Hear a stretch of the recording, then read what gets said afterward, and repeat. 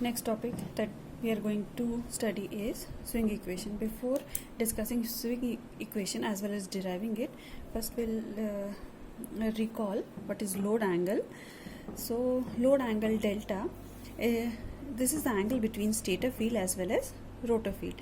Now whenever a synchronous machine, either a generator or motor, when it is under normal operating condition, the relative speed or the relative position of the rotor field axis with respect to the stator field axis is fixed, and both are constant with respect to each other, and load angle delta is fixed. And along with this we can say that applied mechanical torque as well as developed electromagnetic torque both are equal under steady state condition. Now as soon as the disturbance occur, that means if we increase the PM or mechanical torque with respect to TE, or if TM is greater than TE, rotor will start to of a generator will start to accelerate, and this speed of the rotor will become greater than omega s, and relative motion will exist. So now the relative motion will exist between rotor field and stator field. Similar condition occurs when mechanical torque input is, if it is decreased as compared to TE, rotor of a synchronous generator or motor starts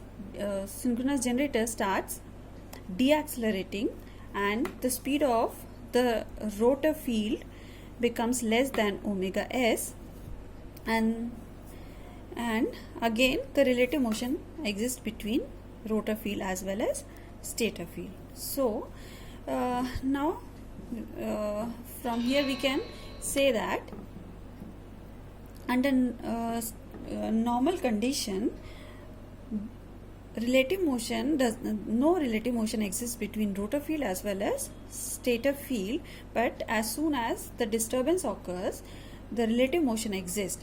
Swing equation is nothing but it describes this relative motion of rotor with respect to this stator field, and this is described as a function of time. Now we'll see the derivation. For this, as we know from the law of motion, if we consider J as the moment of inertia of rotor in kg meter square, theta m is the angular position of rotor with respect to a stationary axis, and here we are considering the mechanical angle. So we can see this through a diagram. Now this is not a phasor diagram, just simple a diagram. Here there are two reference axis. This reference axis is continuously rotating with a constant angular velocity omega s. Rotor field, it is also rotating with the angular velocity. Under steady state condition this will be same as omega s. Now if rotor accelerates or deaccelerates, its speed will either increase or decrease as with respect to omega s. Now other is the stationary reference axis, and this theta m, this is with respect to this stationary axis. So this angle is between the rotor field and the stationary axis is theta m, and between this stator field and rotor field the angle we know it is load angle delta. Now from law of motion or rotation we can write J d square theta m upon dt square equals to Ta. This is the accelerating torque which is equal to Tm minus Te. When machine is under steady state condition, both will be equal, there will be no accelerating or deaccelerating torque, and this equation will be equal to 0. Now we'll convert this in terms torque in terms of power, so multiplying with omega on both the sides.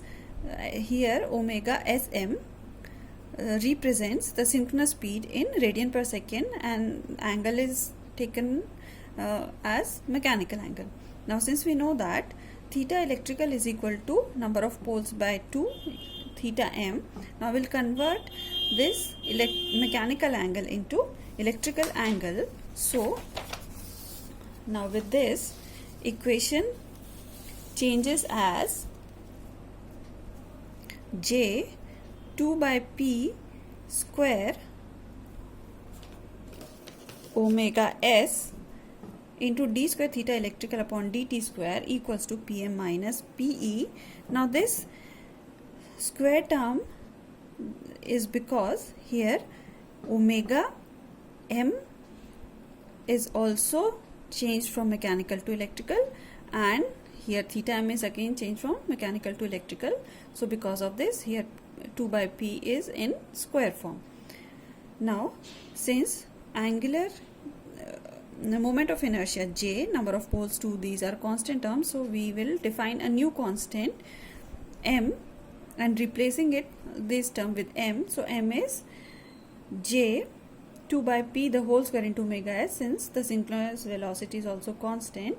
Now this M is known as angular momentum of rotor. It is given in megajoule second per electrical radians. So we have reached to the middle of the swing equation. This is not exactly the swing equation, because as per definition the swing equation says that whenever there will be imbalance in mechanical and electrical output, there will be a relative motion between these two axes. Here in this equation, whenever there will be imbalance between Pm and Pe, there will be a relative motion, but here the relative motion will be shown with respect to the stationary axis.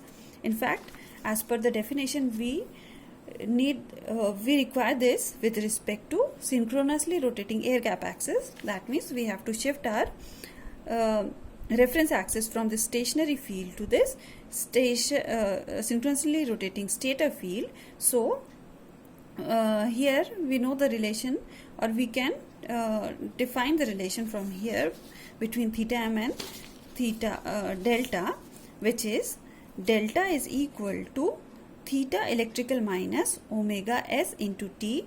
This is because this stator field, which is rotating at synchronous speed or velocity, if we measure it from this reference axis, it has moved to an angle omega S into T, and if we convert this mechanical angle into electrical, so theta electrical minus this angle will get delta, load angle. So delta is equal to theta electrical minus omega S into T, or theta electrical can be written as, now theta electrical is nothing but the angular position of the rotor. If we'll differentiate it with differentiate once, we'll get the velocity, and if we'll differentiate it twice, we'll get the acceleration. So differentiating this theta electrical, which is the position of the rotor, twice, we will get the acceleration. So the angular acceleration, either we can say it is d square theta electrical upon dt square, or it is equal to d square delta upon dt square. So changing or replacing this d square theta electrical upon dt square with d square delta upon dt square, since now this delta is with respect to this synchronously rotating reference axis, will replace this with d square delta upon dt square. So this equation becomes, which is m d square theta electrical upon dt square, will replace it with d square delta upon dt square, which is equal to Pm square. So now this equation is known as the swing equation. This describes, or from here we can easily find out whenever there is any imbalance between these two, mechanical and electrical power, definitely there will be